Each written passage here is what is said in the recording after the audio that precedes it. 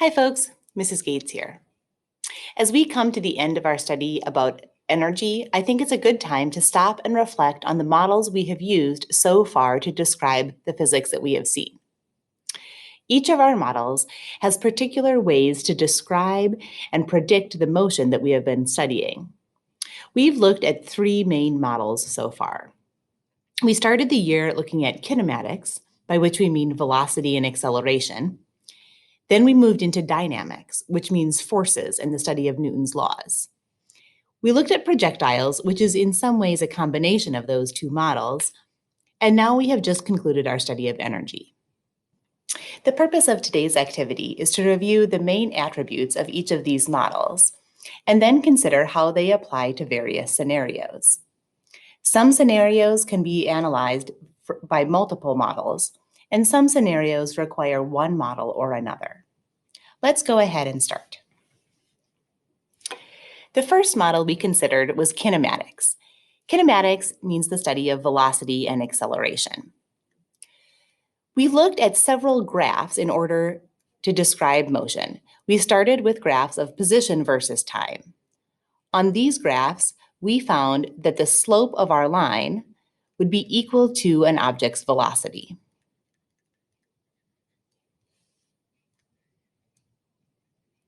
We also looked at graphs of velocity versus time. We found that for these graphs, the slope was equal to our acceleration. And we noted that the area underneath this graph would be equal to the object's change in position.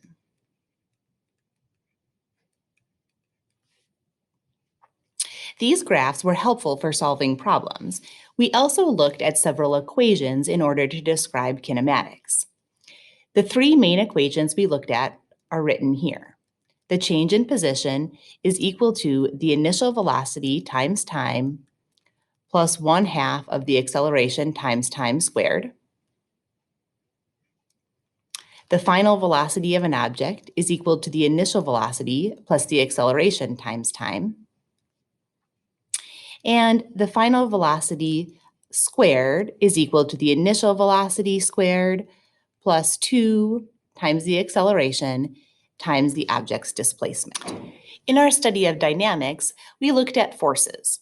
One of our main tools for representing motion and objects were force diagrams or free body diagrams.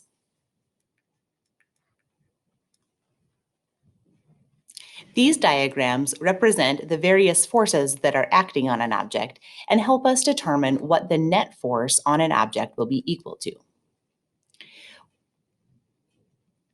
Newton's laws tell us about what happens to an object's motion depending on the net force.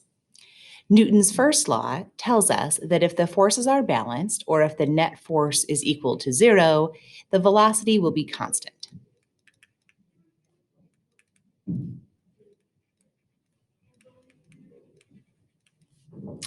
And Newton's second law tells us that when there is a net force on an object, that will be equal to the object's mass multiplied by its acceleration.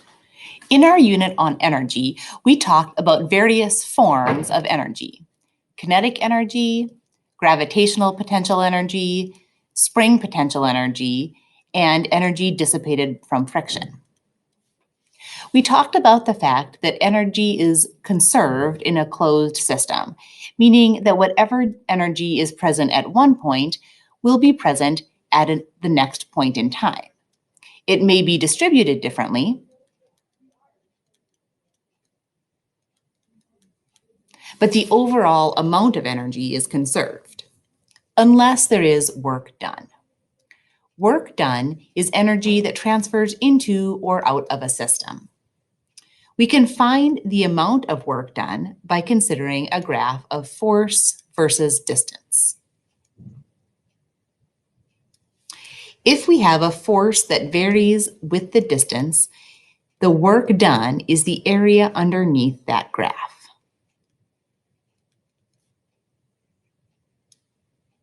That means that if a force is constant, the work done is the force multiplied by the distance. Situation and look at how our models might be applied to describe it.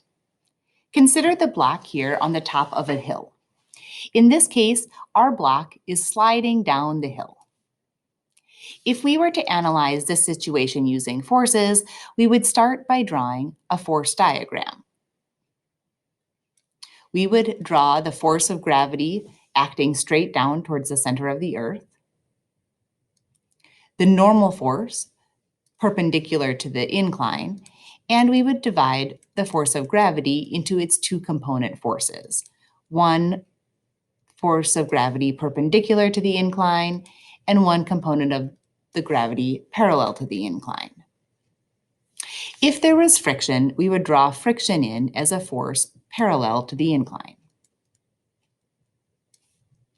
We could then analyze the situation by finding the net force on our object.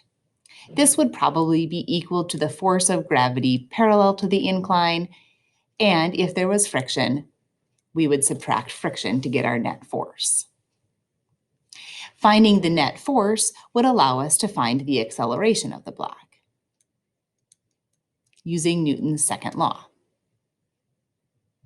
Once we had the acceleration, we could then use our equations of motion, or our graphs of velocity versus time, in order to analyze the situation of a block that was increasing in velocity.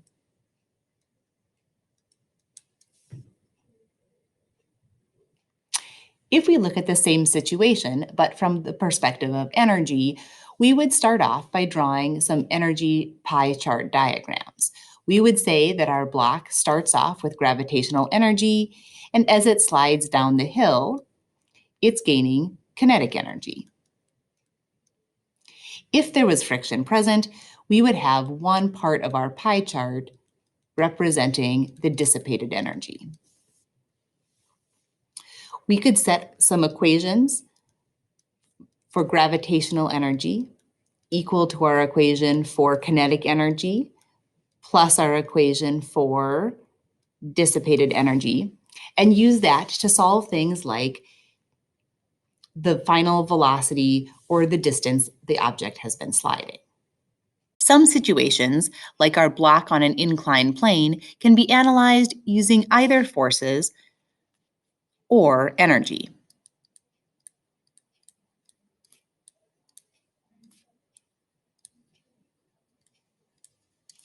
This is because in this situation, the force and therefore the acceleration are constant values.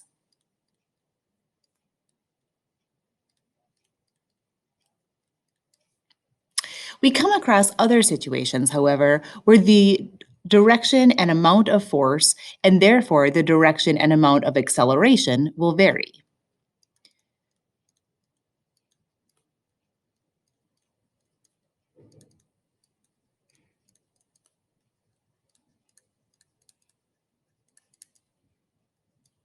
Situations like a roller coaster or something being launched from a spring vary in the direction and the amount of the net force. That means that analyzing them using a force diagram or our acceleration equations is very difficult.